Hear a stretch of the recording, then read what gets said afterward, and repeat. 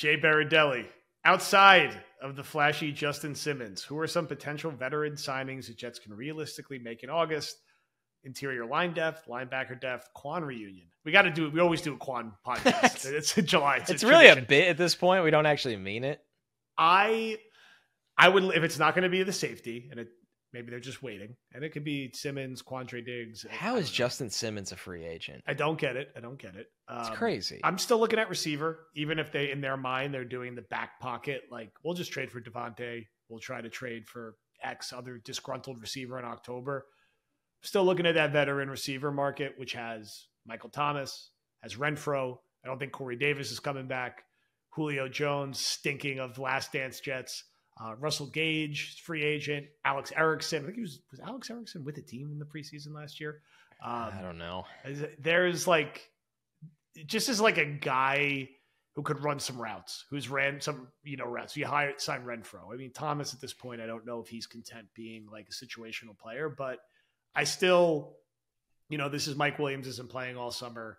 This is Lazard stinks. And it's like, what's your 11 personnel? And can you get another veteran in the mix if you're not feeling great about Brownlee and Gibson taking major reps? I think they feel like they're okay on offensive line. Like our top backups are Fashanu, Warren, Schweitzer. We're not going to go much further beyond that, even with another interior player. You can make the case that they should. I'm just not really expecting that addition. So those are the other places I'm looking at. I don't think they're going to add a linebacker at this point. I think they probably like Sherwood as a third linebacker, maybe more than we do. And we know Saleh loves Surratt, who's bouncing around. Maybe the fabled Zaire Barnes is actually a real player and could make the 53. They didn't use a draft pick on him. So I'm looking at the receiver list, and it's not an exciting list as I just went through, but could one of those guys bridge the gap for a few weeks and help them decide if they're going to make a major trade or not? Right. That's the tricky thing with them is you never know what you can't prepare for injuries typically. And the guys with higher health risk, they already showed their hand and are preparing for it, right? Like you signed Tyrod Taylor, you drafted Olu Fashanu, you drafted 2 running backs behind Breece Hall. The places that they're worried about, the war of attrition, they've already made their moves. Now, would you add an off-ball guy because you're worried about your depth there? Off-ball linebacker. We've talked about Simmons a ton. We've talked about receiver at the deadline. Receiver at the deadline's weird too, right? Because that's more about teams just accepting who they are. The Raiders are in a very peculiar spot because they think they can win right now. Like, that's why they hired Antonio With who Pierce. at quarterback? Hell of a way. It is weird, too, because that own head coach who thinks they can win right now before the draft said you have to go all in and get the guy, and they weren't. Yeah. They were the one at musical chairs standing there like, oh, shit. Yeah. But once again, that's a deep. I don't think the Raiders are going to win this year. I think they'll be competitive. I don't think they're going to win. I don't think they're the second best team in that division. So, do they... Man, that gets real interesting fast. Like, does Tom Telesco sit there and go, well, we got to get something for Devontae now? And you have a coach screaming at him saying, like, I got to win right away or else I'm out of here. There's a lot of things that need to play out there. That's out of the Jets' hands, right? It's not you could take our 2/3 and keep it moving. Our 2/3. Exactly. So, but why I say it's strange is because you kind of want the receiver now. Mike Williams, like the first month of the season is going to be a little tough for this team at wide receiver. Sure, it's great to load up at the deadline because somebody could be hurt or you just want to load up in general. But in an ideal world, the Jets have their guy now because I just don't think Mike Williams is going to be out there a ton first couple weeks of the season. That feels like a bad idea, just quite frankly, really risky. So, I just think that's where the Jets are right now is that this is a really good roster. They put a lot of work into it. You got to get into camp. They probably like some of their depth more than the average fan does. So you brought up interior O-line. Like, they like Wes Schweitzer a lot, right? Like, that's a guy that they believe in. And to be honest with you, he was fine when he had to play last year. He just got hurt. Yep. So they probably like their corner depth. They definitely like their running back depth. They feel good about a lot of those areas. So, yeah, you could – Simmons is a needle mover. There's a difference. There's really not a lot of needle movers on the free agent market in July, but it's a matter of – he obviously wants to go to a team where he's going to win, and the money's got to be right, or else, why come back?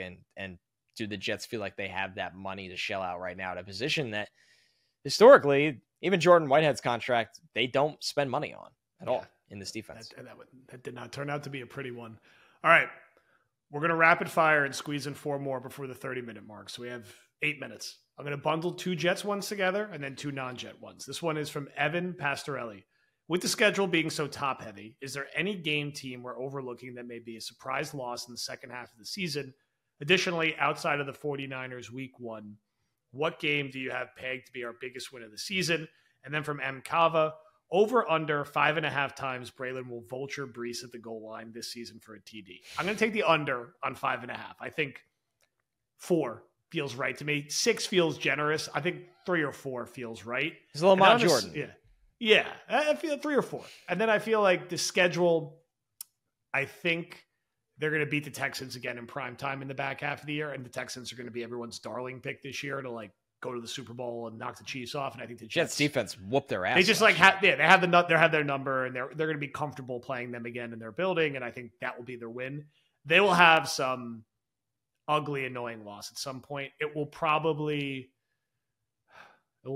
come in the division. I hate to say this, but I think they'll split with the Pats. They'll lose. Oh, stop! Pats. I think they will. They probably will. They will. Like, I'm trying to think like what another like yuck loss would be. Like maybe one of these, like the Cardinals, maybe. Like you could see them going to Arizona and like laying an egg, and like Kyler's running all over the place, and those are the 2 that kind of come to mind where they're going to lose a game this year. We're going to be like, what the hell just happened? Cardinals, Pats kind of come to mind to that for me, and I think their nice win will be like they beat the Texans by like 10 at home in prime time. So this is second half only, right? Yeah. Or anything? I guess it could be a thing. Yeah, I could see the Colts beating them. I think Steichen's a really good coach. I think now that's a home game for the Jets on primetime, so maybe not. But that would be my pick for surprise loss. Surprise win. It feels very odd to say a surprise win for the Jets because they're supposed to be good this year. But I think the surprise would be, as odd as it sounds, but they've been so bad in the division for so long. The surprise win would be if they sweep Miami, right? Yeah, I would be surprised with how they played against Miami in recent years. Like, yeah, I think McDaniel I think McDaniel, when the team is healthy, knows how to scheme around Saleh. Yes, like that's the It's like the complete opposite with Buffalo. I feel great with Saleh going against Buffalo's offense. Feel terrible with him going against Miami's offense because Josh Allen plays and he got away from this the second half of last year when they fired Dorsey. But typically, Josh Allen plays Josh Allen's offense, and that can be slow and waiting for things. He's as talented as they come. But it's a lot of like Josh Allen being Superman, where Miami's offense is Tua doing literally everything Mike McDaniel's telling him to do within 3 seconds. Yep. And that's Mike McDaniel out scheming the Jets, not Josh Allen being able to out-athlete the Jets, because you can't out-athlete how talented the Jets defense is. So, yeah, that's a perfect contrast. All right. The non-Jets questions to take us home. From the ghost of Manish, guy who was on episode 1 of Badlands, by the way.